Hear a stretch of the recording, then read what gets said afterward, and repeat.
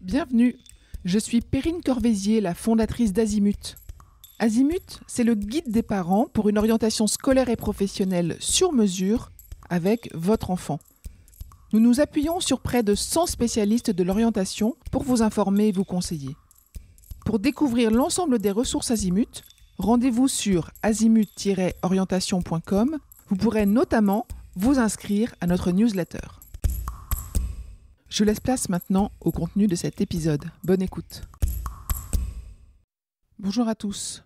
Dans cet épisode, on va parler de la classe prépa seconde pour vous expliquer en quoi elle consiste et on va aborder le parcours renforcé en seconde qui est une nouvelle mesure qui va voir le jour probablement à la rentrée 2026.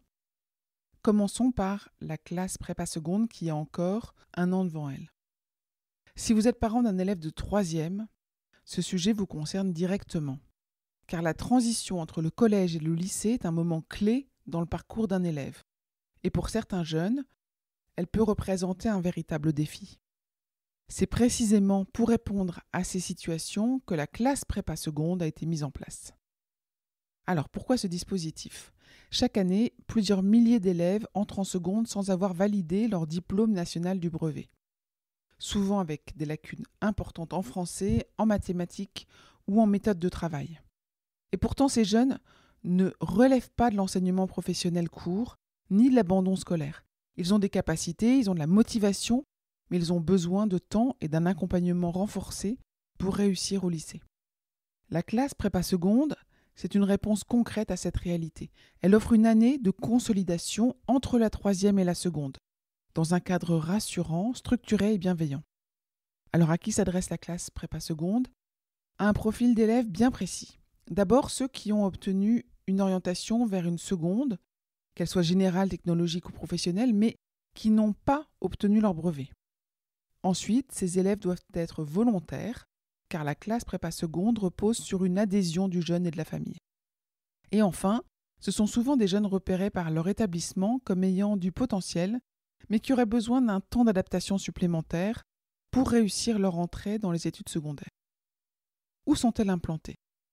Depuis la rentrée 2024, ce dispositif est expérimenté dans au moins un lycée par département. Il peut s'agir d'un lycée général, technologique, professionnel ou polyvalent. Ce sont donc des établissements ordinaires, mais qui intègrent une classe prépa seconde dans leur structure. Ce dispositif est placé au cœur du lycée et non à côté. L'objectif, c'est de permettre aux élèves de se familiariser progressivement avec l'environnement du lycée, ses codes, ses exigences, tout en ayant un rythme adapté. Comment fonctionne la classe prépa seconde ? Alors, le programme se base sur 27 heures de cours hebdomadaires, comme une classe normale, mais avec une organisation particulière. 20 heures sont dédiées à consolider les savoirs fondamentaux issus du collège, en particulier en français, mathématiques, expression orale, raisonnement logique et culture générale. Le reste de l'emploi du temps est consacré à des ateliers de méthodologie, à du tutorat personnalisé, à de la remédiation ciblée et même parfois des activités d'orientation ou de découverte des métiers selon les lycées. Les élèves sont donc soutenus dans leur progression et accompagnés dans la construction de leur confiance en eux. L'un des grands avantages de cette classe, c'est aussi le nombre réduit d'élèves. En moyenne, une 12aine par classe.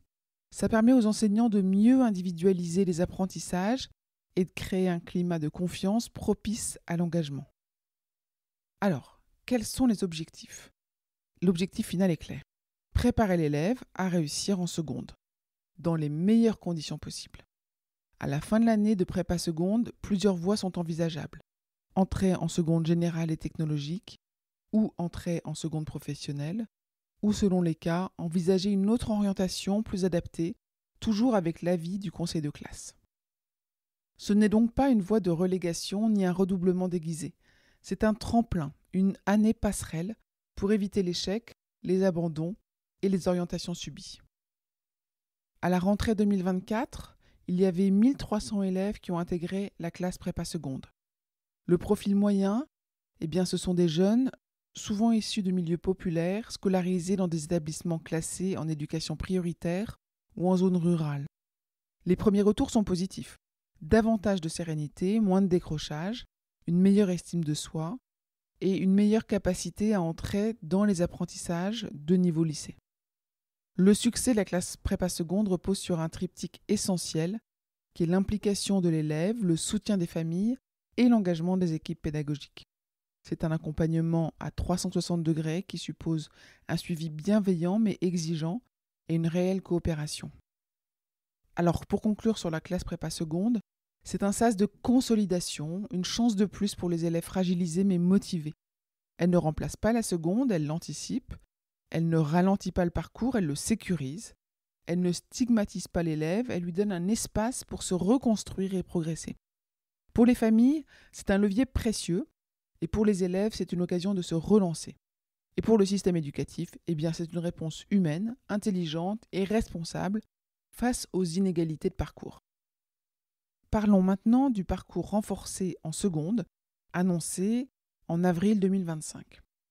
On va se demander si c'est un vrai soutien ou une mesure minimaliste. Donc à partir de la rentrée 2026, il y aura un nouveau dispositif qui va voir le jour pour les élèves qui entrent en seconde générale, technologique ou professionnelle sans avoir obtenu leur diplôme national de brevet.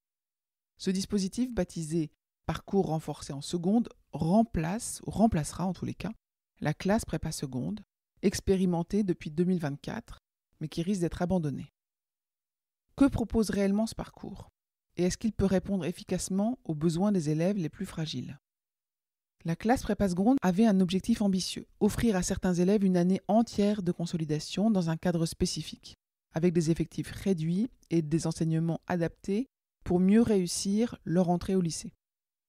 Elle ciblait les jeunes admis en seconde, mais ayant échoué au brevet, et leur donnait un espace-temps structuré pour reprendre confiance, progresser et préparer leur poursuite d'études.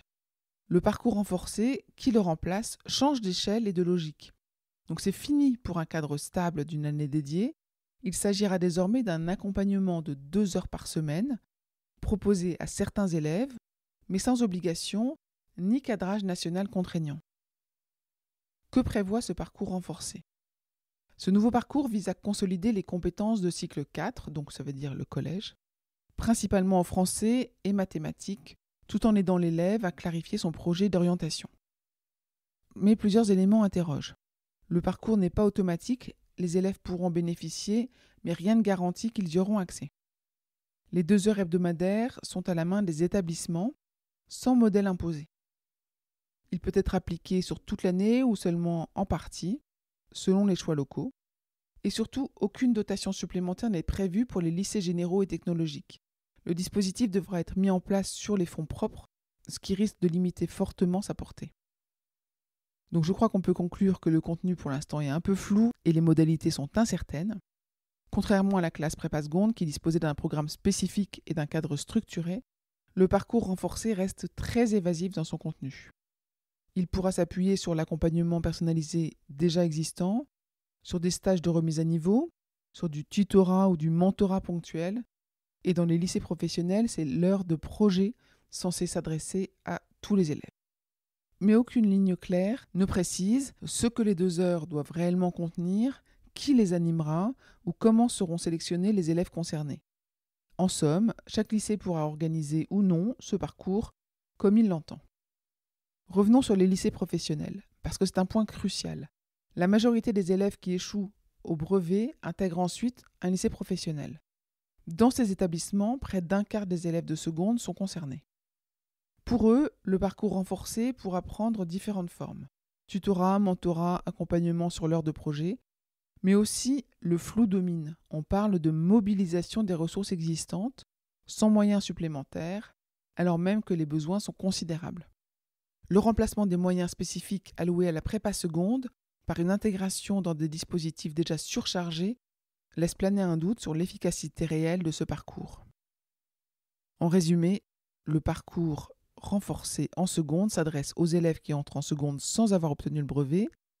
Il va remplacer la classe prépa seconde qui était plus ambitieuse mais jugée coûteuse. Il repose sur 2 heures par semaine non obligatoires et laissées à l'initiative de chaque lycée. Son contenu est très libre, sans financement supplémentaire prévu. Dans les lycées professionnels, Il s'ajoute aux dispositifs existants, mais sans réponse structurée aux besoins spécifiques. Ce parcours pourra sans doute apporter une aide ponctuelle dans certains établissements mobilisés, mais sans volonté politique forte ni cadre exigeant, il ne peut se substituer à un véritable accompagnement structuré et équitable pour les élèves les plus fragiles. Je vous retiens quelques instants. Vous écoutez peut-être sur Apple ou sur Spotify ou sur Deezer ou sur une autre application de podcast. Je voulais m'assurer que vous connaissiez l'existence de notre site azimut-orientation.com. Sur ce site, les contenus sont organisés par thématique et par situation. Ceux qui connaissent adorent et utilisent notre moteur de recherche, ce qui leur permet d'aller chercher directement le bon contenu qui correspond à leur problématique. Je vous encourage à vous y connecter et n'oubliez pas de vous inscrire à notre newsletter. Merci de votre fidélité et à bientôt.